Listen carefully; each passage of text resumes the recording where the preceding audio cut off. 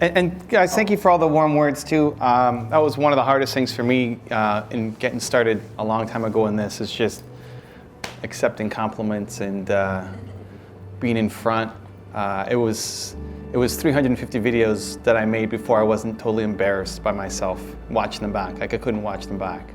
And 700 until I was actually inspired by myself. So it's still, even like, I love meeting the one-on-ones, I love doing the groups. Like this is a highlight for me coming to Boston. And I'm still getting used to taking the compliments, and so thank you, it means a lot, and it's great to be here. Evan, what inspired you? What's your why? So I think your purpose comes from your pain. As much as I love entrepreneurs, and I think entrepreneurs are going to solve all the world's major problems, I like to say it's not corporations, it's not the government, like we're going to do it. It's a problem with the world, we're going to solve it. That's what we do, we're entrepreneurs. As much as I lean in on the positive, I think really the why of what you do comes from pain. And I think people are good people in general. Like I think humans are good. I'm on team human. I think people are good. And when you have gone through something painful, you just naturally want to make it easier for other people who are suffering that same thing.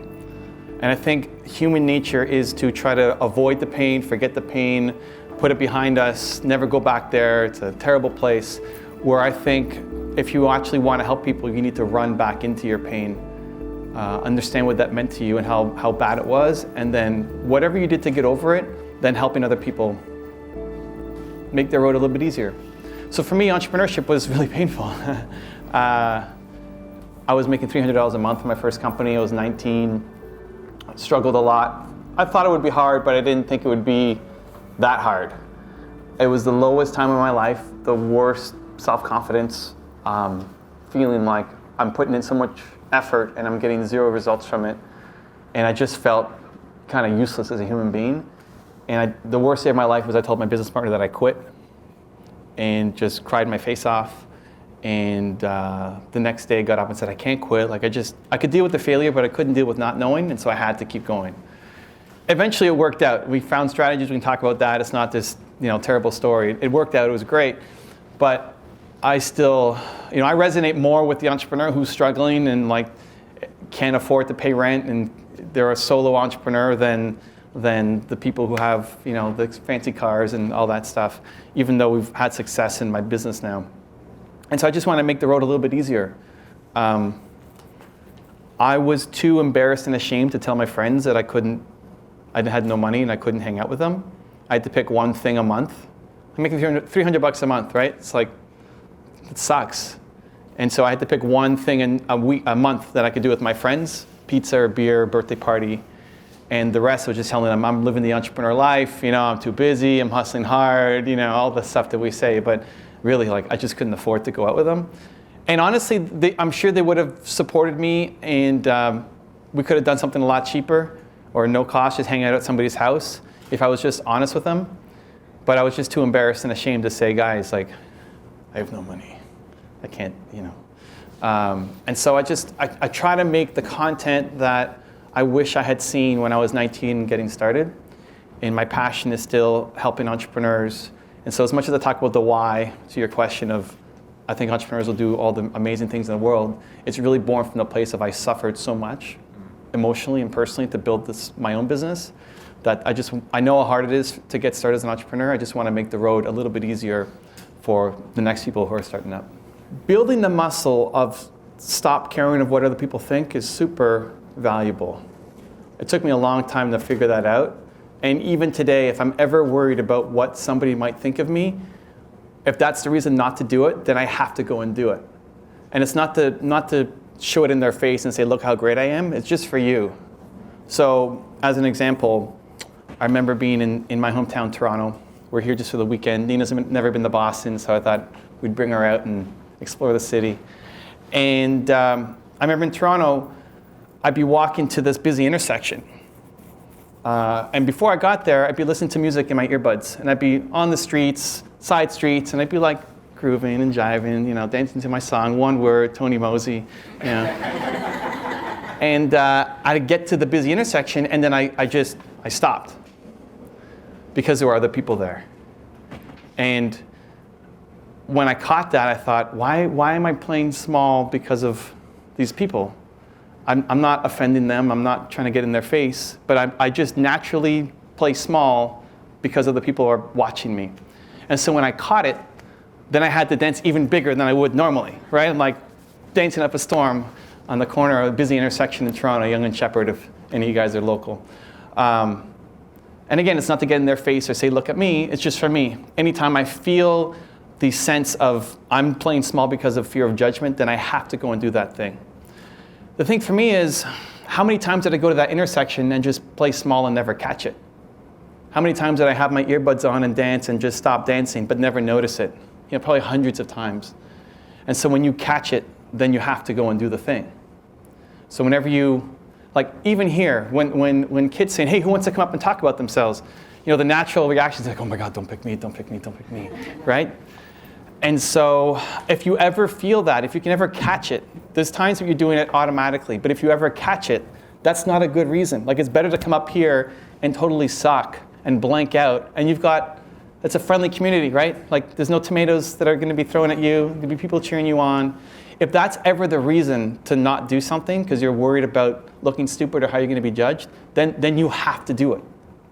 Regardless of the outcome, regardless of anybody, buys your book or downloads your app or goes to your website, like that's not the point. It's not the promotion, it's you releasing that thing. So I slowly started building those muscles. I think we all have these big ambitions. We want to go off and change the world and make a big impact, and our purpose comes from our pain, and we want to help. Like entrepreneurs want to help. To do those big things, you have to be able to take on a lot of hate, a lot of people who will criticize you. And how will you go off and do that big thing if you can't even do a speech in front of here or dance big on the street corner, right? You're going to the gym trying to lift like 1,000 pounds when you can't even lift a 5-pound dumbbell yet.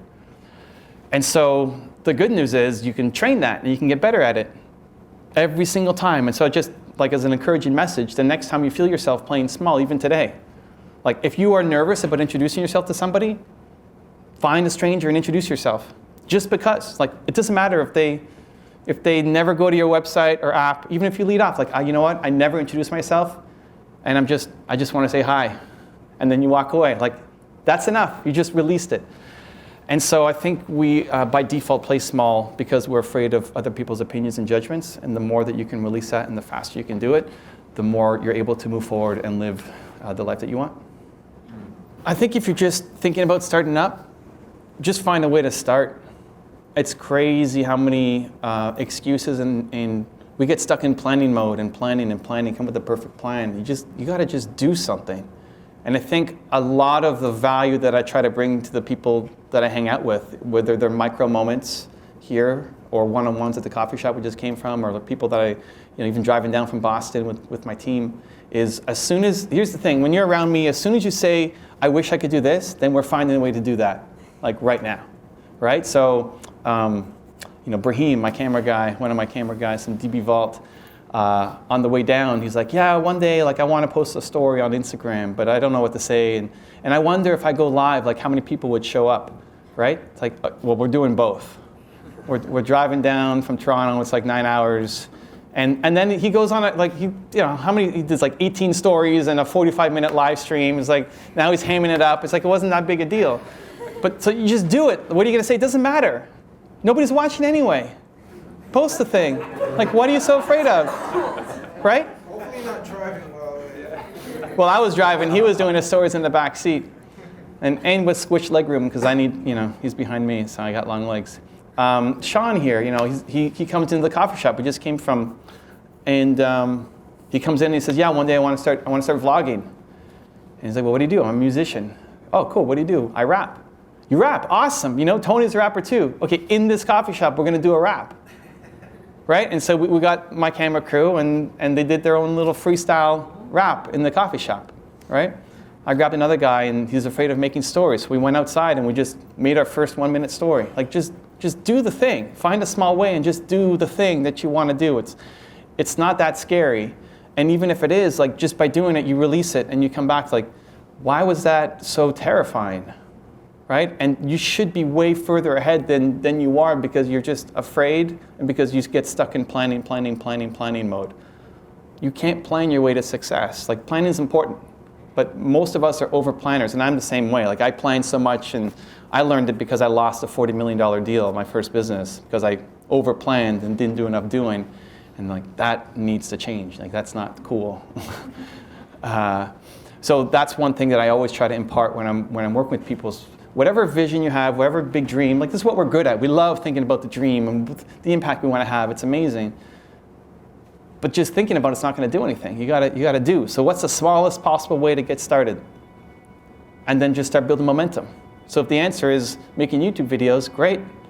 Make YouTube videos and put one up every day, even if it sucks. Like the quantity will lead to the quality. The more you do it, the better you'll get.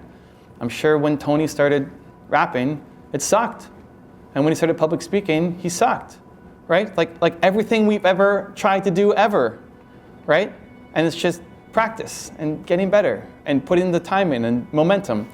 And we're just too afraid to start. So whatever your big dream is, find some small way and just do it right now. That little bit of momentum, it's crazy how far it can take you.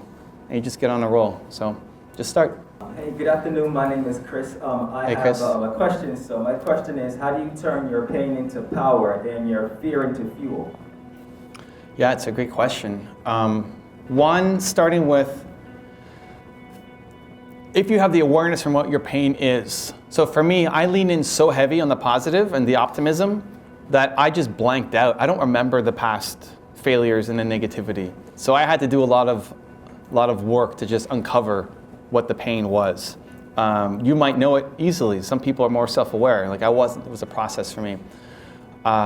Once you have found it, then you need to see that it's easy to get lost in it. Like putting yourself back. If I put myself back in that position of when I told my business partner that I quit and I just felt like a total failure as a human being, that sucks thinking about that, right? It's a really crappy place to be.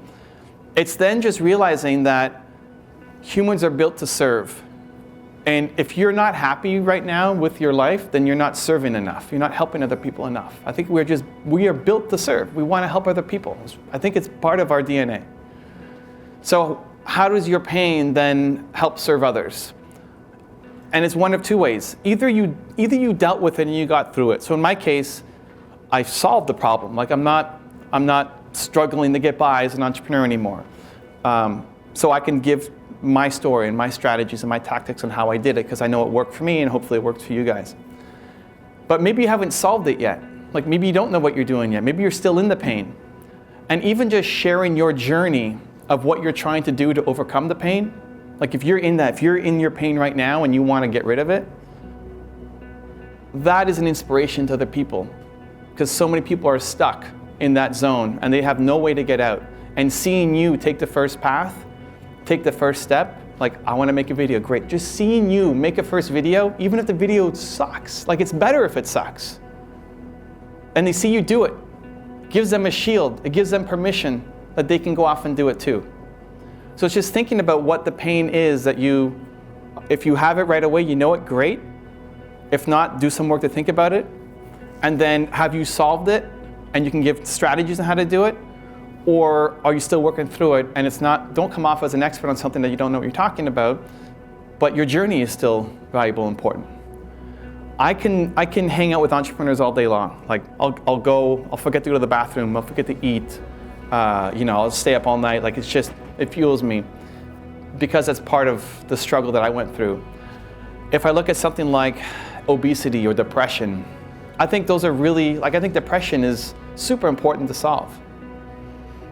That's about all I can say about it because I've never gone through depression. So I can't authentically talk about it. I don't have strategies for you. I've never gone through it. But if you've gone through it and you've come out the other side, then being willing to share the fact that you're dealing with this thing, I think that's like the biggest first step is here's what I'm so afraid of and show it to the world, right? And the fear of judgment, right? So like Sheila's got a business around makeup and helping people who've lost a lot of weight and then have extra skin and how to deal with it. And she was inspired by the guy who went shirtless and showed off all his extra skin. Like that takes an insane amount of bravery. This is like the thing that you are the most afraid of and you're saying, hey world, look at what I'm so afraid of, right? be that guy for the thing you're afraid of. Because when people see that, then they get inspired. It's like, well, if he could do it, I could do it too. And they may not need to go on the website and like show off their extra skin, but a smaller step for them might just be asking a girl out, right? Like some small step. And you gave them permission by you doing the thing that you're afraid to do, you gave them permission to do the thing that they're afraid to do too.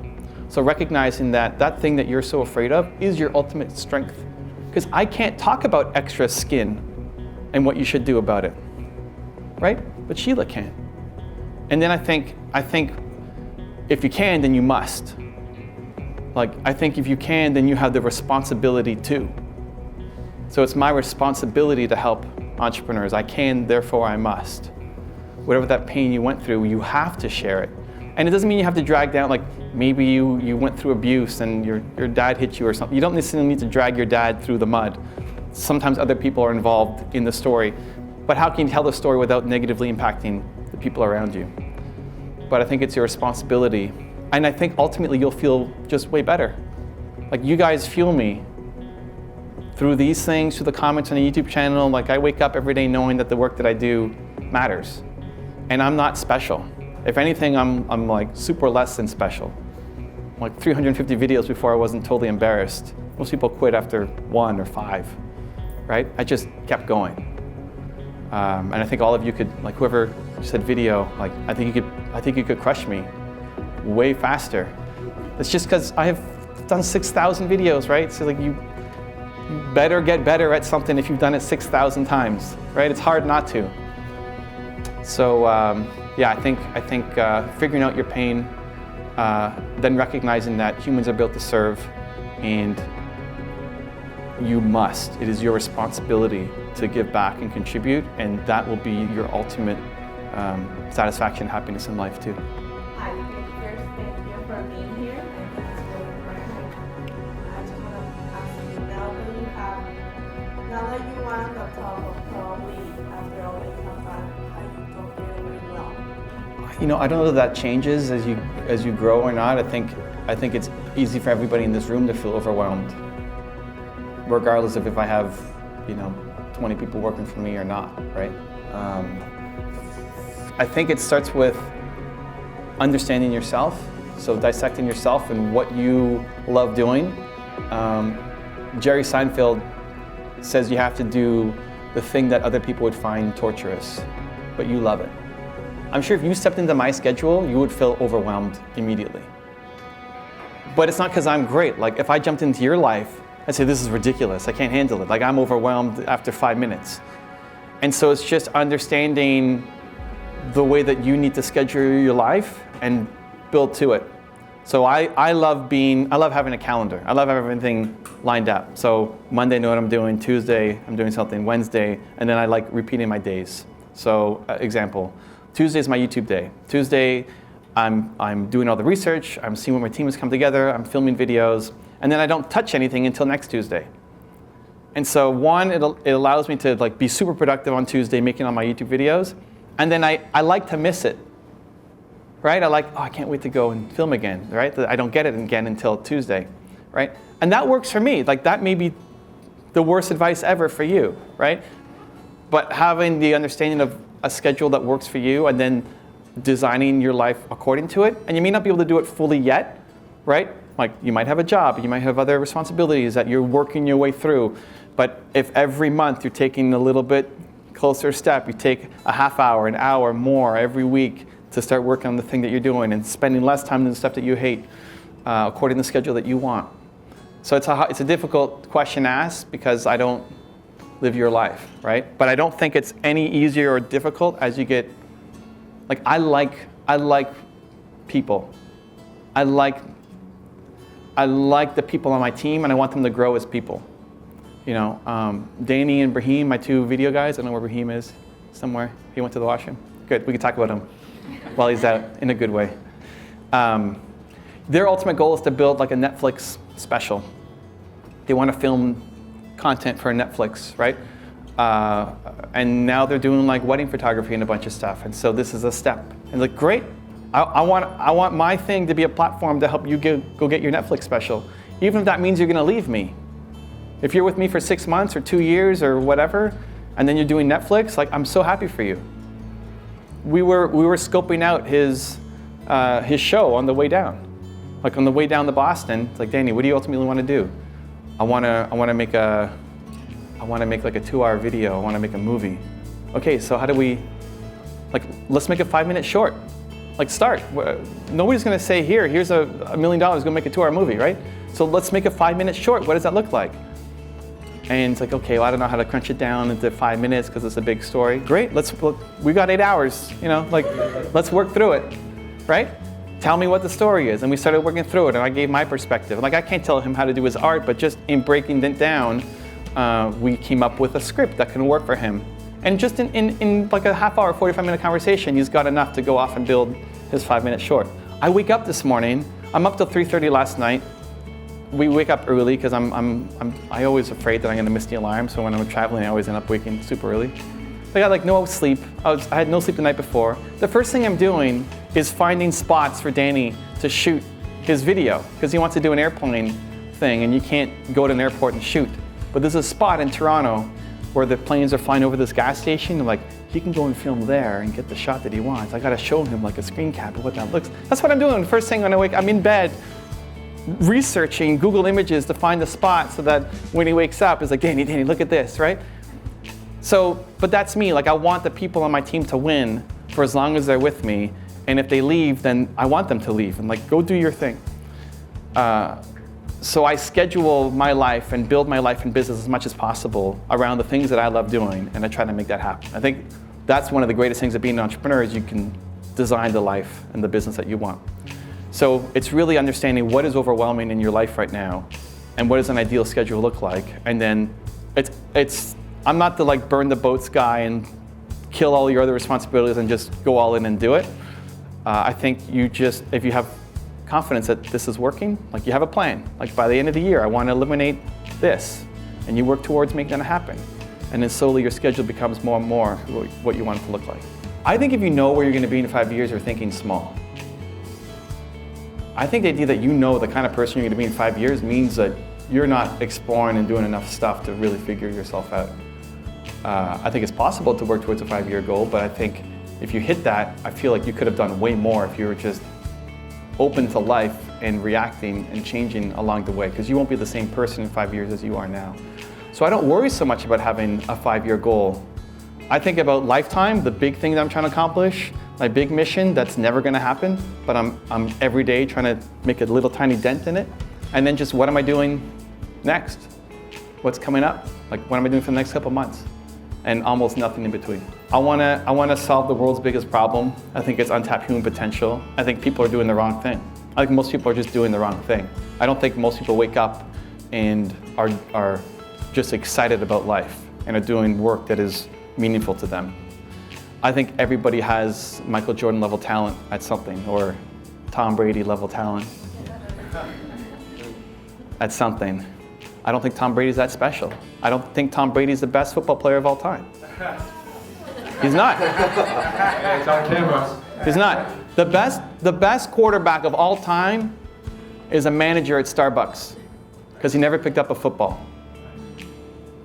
That's how most people are living their life. You have Tom Brady level talent at something. You're just not doing it. I think that's most people. So I don't think that Tom Brady is special. I definitely don't think that I'm super special. I think everybody has it in them. They just don't, believe is my one word. So they don't believe that they can. I see something like cancer. I think we should have already solved cancer. I think the woman who will solve cancer is an accountant right now. And whether she knew that she should have taken biology and got held back, or her parents told her not to do it, or she just never tried. It wasn't part of her awareness. And now she's an accountant and she hates her life. You could have solved cancer, right? That's how I see the world. So I think all of you have I'm used to saying Michael Jordan, Tom Brady level talent at something, and so it's finding it, and when you found it, then believing in yourself enough to chase it every day and go be Tom Brady. How do I stay in flow, and how do I plan the days when I'm not in flow? I don't think that we're in flow that often. I'm not in flow every day. I think we fool ourselves a lot of times, like, oh, I'm in flow answering these emails. Yeah, I'm really crushing it. It's like, you're not in flow doing that. That's BS. And so what I do is, I have and this works for me, again, right? You gotta figure out what works for you. I have my schedule, and I stick to my schedule, and I know what I'm doing every day of the week, and I'm pretty excited and pumped about that. And we schedule in family stuff as much as we schedule everything else in.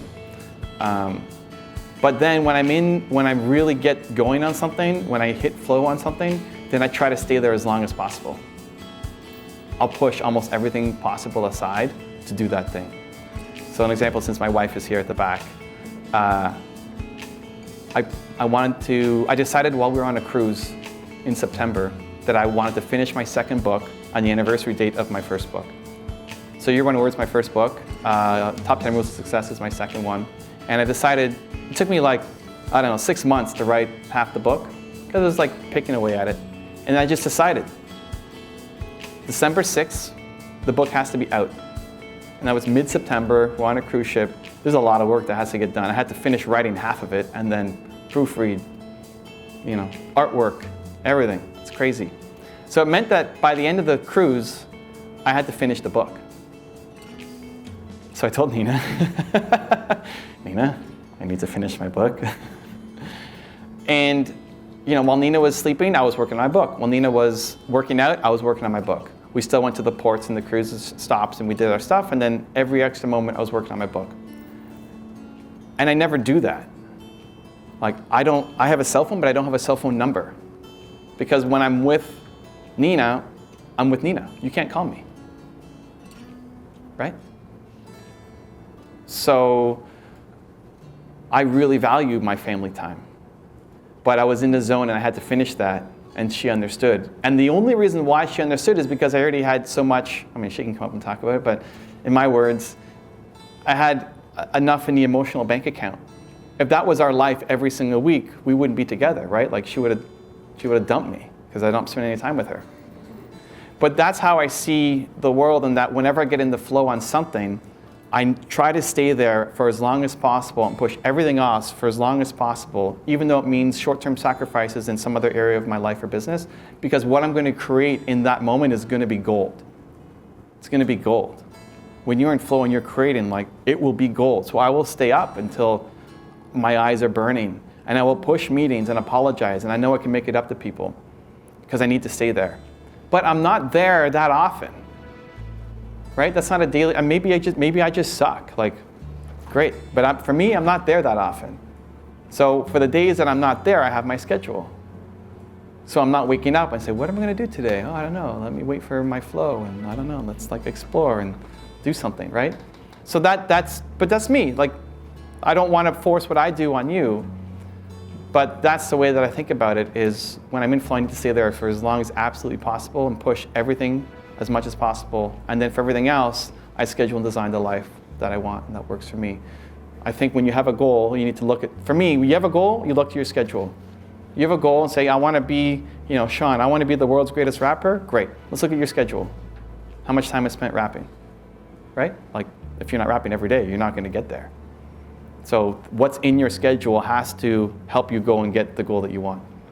If you have your goal and your schedule doesn't help you get those things, you're not going to get that goal. You're just talking, right? So I remember going to a Tony Robbins event, Unleash the Power Within, in California. Everybody's getting all rah, rah, rah, which is great. I love Tony. We've collabed with his team. But for me, as soon as I learn something, it goes right to the schedule. How do I put this in my schedule so it's a regular habit? Because otherwise, just motivation, and then that's gone the next week when you come back home. Going with flow. This is why I think 5-year goals suck. So I'm walking to, 5-year goals suck? That's all that's going to make it into Instagram, right? No context. 5-year goals suck, Evan Carmichael. I'm walking to a coffee shop 2 weeks ago. And on the way, I've been thinking about Dane and Brahim, my 2 video guys, and they talk to me how much they love traveling. Nina loves traveling. For me, it's okay. I've traveled so much. The best part is this, to be honest. I'd rather spend all day meeting with local entrepreneurs than seeing a bridge or a park or a whatever, right? This is the thing for me. So I just decided I want to visit with Nina, because she loves traveling, every city in Canada and the US that has 1 million people plus in the area. I just decided. We had a long weekend coming up, so Monday's a holiday for us. It's our Independence Day too, July 1st. You guys have July 4th. And I said, okay, what's the closest city that we can get to that we hadn't been to? Boston. Great. We're going to Boston, Nina. Should we bring Danny and Brahim? I said, yeah, invite them. I want to be on the channel more. Okay? Danny and Brahim are coming to, guys, you want to come to Boston? Yeah, great.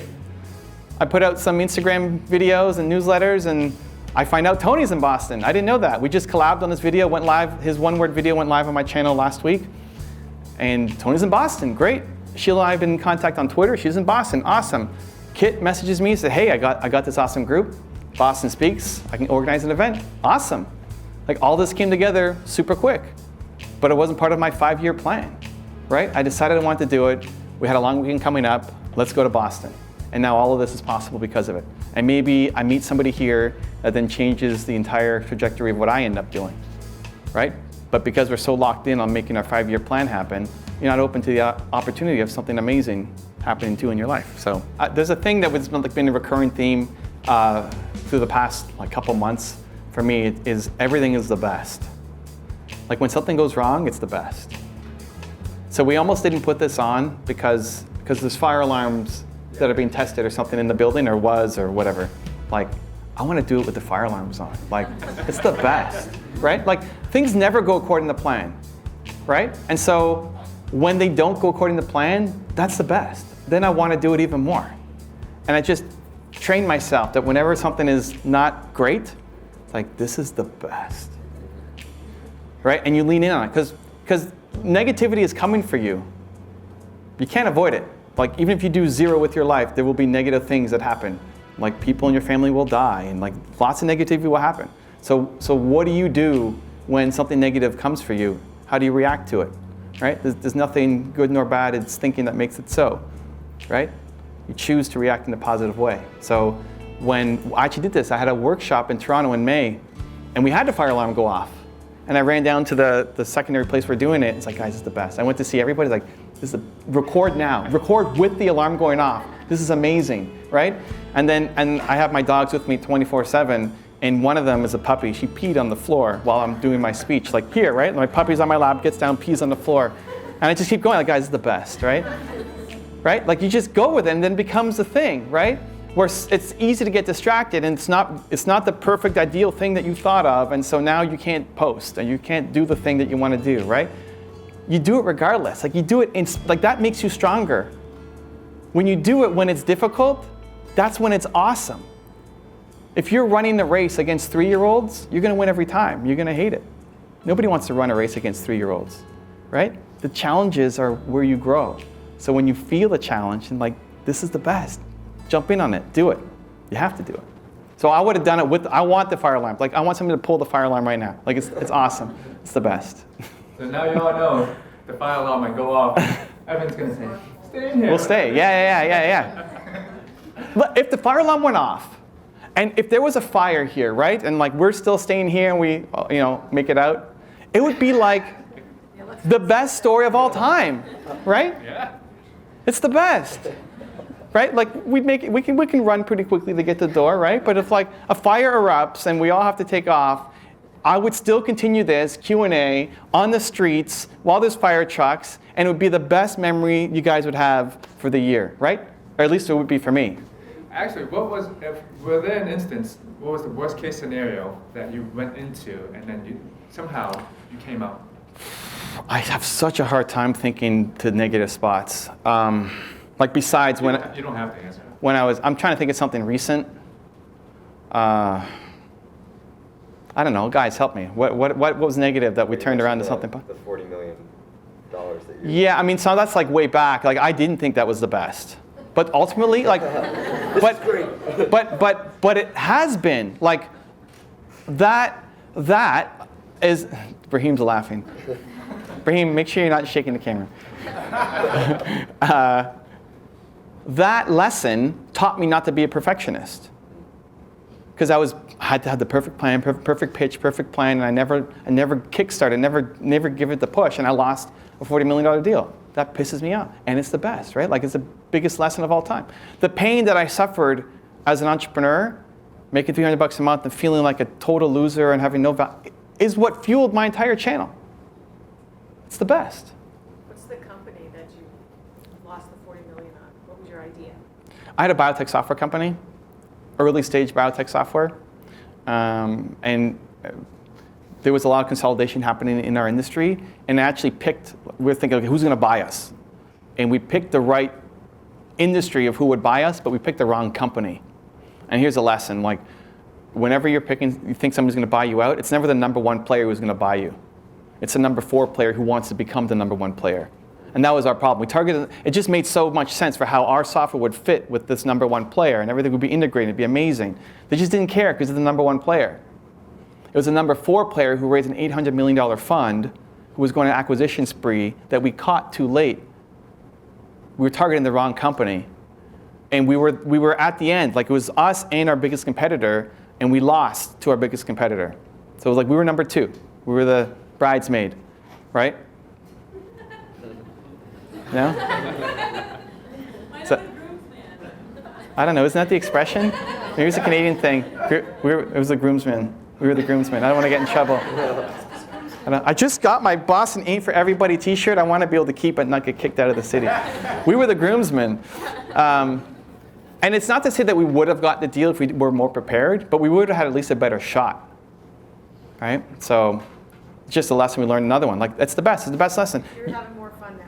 But that pain taught me that if I ever want to get into an industry and I want to make partnerships, you want to target the aggressive number 3, 4, 5, 6 player, not the number 1.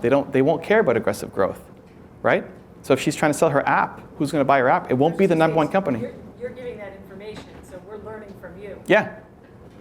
Which that's a good Hopefully, right? And if not, then you'll eat the lesson yourself, and right. But that's the goal, right? Like, and that was my pain, so I want to make it easier for the next gen, right? Whatever your pain is, you can now you tell your story. Some people will listen, some people won't, but you're trying at least to make an impact through your message. You know, I think for me, if you know the thing that you need to do, then like I secretly want you to leave right now and go film your video and maybe come back if we're still here, right? I don't have a group. I mean, for me, I just want to. I'm here for you. Like I want to help. I have no agenda. I'm not trying to sell anything, and there's no point that I need to talk about. Whatever brings the most value to you guys. If it's this format continuing, it's great. If it's you want to work with yourselves in a group and I pop around and say hi, awesome. Like it doesn't matter to me. In terms of staying motivated, the 3 things that I come up with is 1, your big why. Like why do you do this thing? Like for me, helping entrepreneurs is a super strong why. So why do you do your thing? That's the big why. The little why is number 2, and the little why is sometimes the big why is so, when I come up and say I'm trying to solve the world's biggest problem, right? Like, that's ridiculous. Sometimes your big why is too big and you're scared of it. Like, oh, who am I to go off and do this thing, right? But the little why is just remembering that you helped 1 person, right? So for me, I just go to my YouTube comments and like you guys are all full of love and it's amazing. But when I was first getting started as a speaker, I would make a PowerPoint file of all the feedback that I got from people, and I would just look at that every morning because I'd do a speech and people would love me, and then I'd wake up the next day and like, life sucks, and, right? So just remembering that you helped 1 person. Like you may not be anywhere close to what you want to do, but you helped 1 person, and that is awesome. And then the 3rd thing is just having a routine that gets you excited in the morning. Like reverse engineer yourself, whatever gets you motivated and feeling unstoppable. You've already felt that in the past. What led you to feel that, and then put that into your morning routine. Whether it's watching a video, reading a book, or like doing yoga on the balcony with your cat in your arm, or like whatever, who cares? Like do the thing that it doesn't matter. Like it's about you being awesome. It doesn't matter what other people think about the thing that you need to do, right? If you woke up and did the thing that made you feel unstoppable every day, your life in 1 year would be totally different than what it is right now. The more you do, the better you'll get. If you're posting 6 times a day on Instagram, you'll get better. Like you pay attention, what people are responding to, refining your own message, you will slowly get better. Stories, I do 3 to 5 a day. Again, you get, well, I don't know what I'm doing. Oh, that button, okay, great. Oh, post that, right? That's the best story ever. I love that story, right? It's the best, right? It's because when you post something like that, you post this thing that makes 0 sense. You've just released the fear of posting, like nobody cares that you posted it, and you've just released the fear. It's amazing. We were filming the stories with Brahim in the car, and I was so upset about how many takes he was doing on these things that we were going at the border, we were going over a speed bump, and I sped up to go over the speed bump and then stopped hard. And everybody was like, "Whoa!" And like, Brahim, you better post that post right now, or I'm never going to be in any of your posts ever again in history, right? Because you need, like, just post it. Just release the fear of being perfect all the time, right? And the more you do, the better you'll get. So I would map to your ambition. I would think, like, if you want to get better at being able to tell stories, quick videos, then I would make as many as you could. Like, I would try to do 5 times a day and just slowly get better. I decided to not live my life with regret. I think Nina heard this story, but it's a dating story, so anyway, never told it in front of Nina. Anyway, we'll tell it. Here we go. It's the best, right? When I was 19, I went to Paris, and I had my map out, and I'm standing outside the Notre Dame Cathedral, and a girl comes up to me in perfect French, asking for directions. And I'm like, I'm gonna ask this girl out. Hey, go for coffee or whatever. And like, why is she asking me in perfect French how to get somewhere, right? Like, anyway, I chicken out, right? I'm like, I am too afraid, I'm scared, I don't ask her out. She leaves. I take a picture of, like, I try to get a picture of her across the stream. This is before digital cell phones and digital cameras, right? So like, I'm 38, so I don't know, that's 20 years ago almost. The picture comes out, I don't get her. Like, Jesus. Anyway, so this is a picture of this French riverside. I take it, I blow it up, and I put it on my wall at home. And every day I look at that picture as a reminder to not live with regret. As a reminder to tell myself that the next time I get faced with an opportunity, I was afraid of rejection. I was afraid of failure. And I wanted to develop the mindset that I can deal with failure and rejection. I can't deal with not knowing. I have to know. And so I looked at that picture every day. I didn't tell anybody. When people came into my room and said, "Oh, that's a beautiful picture." Yeah, it's from my trip to France. Not that I'm looking at it every day, it's like, I will not live in regret. And then I got the opportunity to take my dream job of 80, 100K a year, traveling around the world, the banking job I thought I wanted, versus the $300 a month startup company that I'd be an owner in. And because I'd been looking at that picture every day, I decided, you know what? This startup may fail, it may not work. I can always go get another job. It may not be that job, it's a different job, but I cannot deal with not knowing. I can deal with the company flaming out and crashing and burning, but I don't want to be 10 years in some corporate job thinking, what if I just tried that startup business? So that lesson is still how I filter a lot of my decisions. I don't want to live with regret. And I make the future regret so painful. I imagine, like, whatever I'm afraid to do, or I imagine just 50 years of, like, that thing would have been the best thing ever. Like, if I'm nervous to come here, like, the Boston Speaks thing would be the thing that just defined my career, be like the best thing of all time. And I missed it. I didn't do it because I was afraid, right? I just pile on so much. Maybe I'm a masochist and, like, maybe this won't work for you, but I just pile on so much future fear so that the present fear of doing the thing isn't that scary. So it's like if you have a hangnail that's really bugging you, it's like you punch yourself in the arm, you don't feel the hangnail anymore, right? So that's basically what I do. If the hangnail of, like, coming here is scary, then I'll just punch myself in the arm, and this not doing it becomes just insanely scary for the next 50 years. So then I have to go off and do that thing. So I don't know, it works for me. I mean, that was one of the biggest things of just deciding not to live with regret. So I don't go to books when I'm struggling. I go to videos. I make the videos that I need to see. Even now, I make the video, like every video that I post on my channel, I watch, and I've learned something from it. If I haven't learned something from it, I don't post it. So I still go to my channel selfishly for myself, because I want to be around Elon Musk and Oprah and all these people. And so it's selfish for me, and I share it, and thankfully you guys love it too, so that I can build a business around it, which is awesome. We all win. But I don't go to books anymore, really, so I don't have ideas for you there. The first part was around, what do you do when the public hates your thing, and right? One, like, it's the best, right? Two, it's still, you now have to decide, is it just that you suck right now and that it will get better? right? Like if you want to be a speaker, you will suck at the beginning, but as you practice, you will get better. And so is it worth it? Like is your mission worth it? Understand that all this pain and struggling and suffering is ultimately how you're going to win, because dealing with the haters will now allow you to help other people who are dealing with haters. Where if you succumb to it, you're going to hate your life and help nobody, right? So if that has to happen, like if the path forward has to happen, that mission is so important to you, then all of these struggles and insecurities and conquering them is the best. Like that's how you're going to win. You have to overcome those, and then you be the shield for the people who are suffering those same things, and you're going to say, I get it. I understand what you're dealing with. Hop on board. I'm going to help you. Like you climb up a step and you put your hand down to pull somebody up to join you, right? And that's what you just keep doing. You keep picking people and pulling them up to where you're at. And the more you deal with these situations and struggles, the higher you climb up with the steps, and the more people you can climb up to join you, right? It's just, is that mission important enough to you? If it's not, then quit immediately and move on to something else. But the fact that you are you're so concerned about the hate and what people are thinking means that you must do it just to release it, right?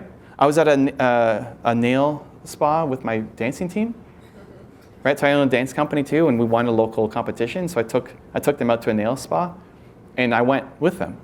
And then one of the women joked, like, hey, are you going to get your nails done? And my instinct immediately was, no, that's stupid. But why? Because I have meetings and I have speaking gigs. I'm making YouTube videos. I can't go out with nail polish on. That's ridiculous. But because that was the reason, I had to do it. The only acceptable reason is I don't express myself through nail polish, which is why I don't have it on now, right? But because I was worried about the judgment of meeting these people and doing videos and speaking gigs, then I had to do it. And so I did it, and I painted my nails full orange. And then realized, wow, these don't look good. So then I put a white racing stripe across all of them, right? And then I wore, that's how I walked out. And then as it started chipping off, I kept it on, because that was the next level. People looked at it and said, oh, your nails are gross, right? You need to, especially the women, like, yo, you need to remove that. And like because of that judgment, that's why I'm doing it, right? I love it. I want to eat that judgment. And now I don't need to. Like I could wear nail polish and it's not a thing, but that's not how I express myself, so I don't do it anymore. But when you're feeling the hate and the judgment, for me at least, it's a path that I need to go off and do that thing just to release that demon so that you don't care about those people's opinions anymore.